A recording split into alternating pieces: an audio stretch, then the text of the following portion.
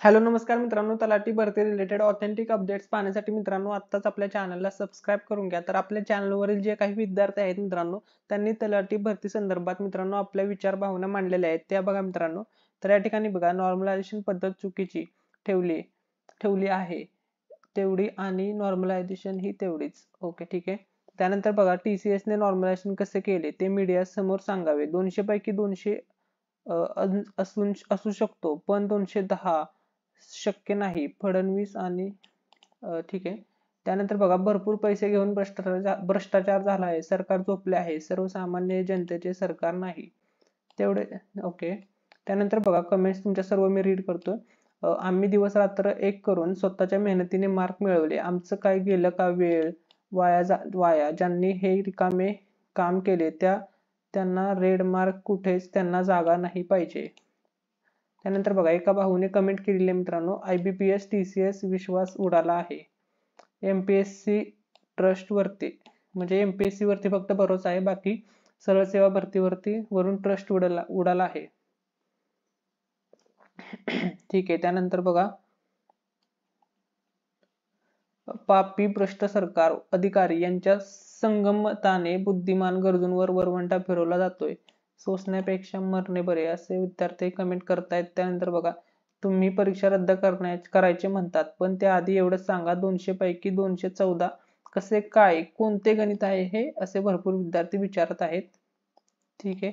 त्यानंतर एका विद्यार्थ्याने कमेंट केली आहे, खूप गलथन कारभार, प्रत्येक ठिकाणी विद्यार्थी भरले आहेत. हजारो रुपये चलन परत करून पुन्हा जिल्हा निवड समितीमार्फत MPSC सारखी एकाच दिवशी परीक्षा घेण्यात यावी. TCS IBPS हटाव, अशी विद्यार्थ्यांची मनातील भावना आहेत. त्यानंतर बघा मित्रांनो, अहो तुम्ही या मत मागायला, मग तुम्हाला पुरावा दाखवतो. ठीक आहे. त्याच्यानंतर बघा, आता पुरावे पण आम्हीच देऊ का आणि तुम्ही ओके, ठीक आहे. ठीक आहे. एका विद्यार्थ्याने कमेंट केली आहे, काही नाही, भरती रद्द होणार आहे.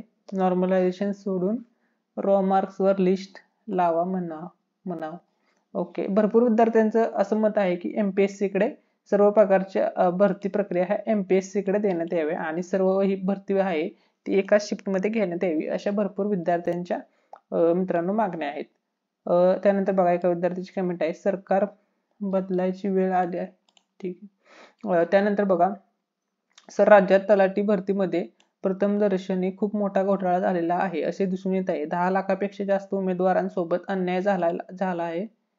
प्लीज तुम्ही सर्वांनी लक्ष द्या, तलाठी भरती घोटाळा हो. ठीक आहे.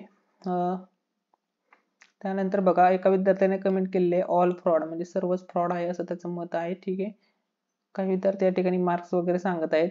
त्यानंतर एका विद्यार्थ्याची कमेंट आहे, सरकारला जाब विचारा, नाहीतर TCS बॅन करा, माहित नाही पण एक्झाम परत घ्या, रद्द करून पुन्हा एक्झाम घ्या. भरपूर विद्यार्थी असे पण म्हणतायत की एक्झाम रद्द करा आणि पुन्हा घ्या. या ठिकाणी बघा, अजून एक कमेंट आहे, रद्द करून पुन्हा घ्या. त्याच्यानंतर बघा, सगळ्यात मोठा घोटाळा तलाठीमध्ये आतापर्यंत हा आहे, असं एका विद्यार्थ्याचं मत आहे.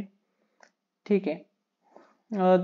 एका विद्यार्थ्याने कमेंट केली, जर बघायला गेलं तर 4700 प्लस अन मुलांना 200 मार्काचे मुलं 5000 प्लस नाहीत, आता 48 मुलं आहेत ज्यांना 200 प्लस मार्क आहेत. त्यांनी नवीन अपडेट दिलेले आहे, त्याच्यामध्ये किती विद्यार्थ्यांना मार्क आहेत वगैरे सर्व सांगितलेलं आहे. ठीक आहे मित्रांनो, अशा आपल्या सर्व विद्यार्थी मित्रांच्या भावना आहेत. भरपूर विद्यार्थ्यांचं एकच मत आहे की भरती रद्द करून MPSC कडे दिली पाहिजे. ठीक आहे. माहिती आवडली असेल मित्रांनो तर बघा मित्रांनो, कोणत्याही विद्यार्थ्यावरती अन्याय होऊ नये असं माझं सुद्धा प्रामाणिक मत आहे मित्रांनो. आणि कारण की सर्वजण गरीब घरातून येतात आणि गरीब कुटुंबातून सर्व विद्यार्थी येतात आणि सर्वांची इच्छा असते की सरकारी नोकरी मिळवण्याची. ठीक आहे. धन्यवाद.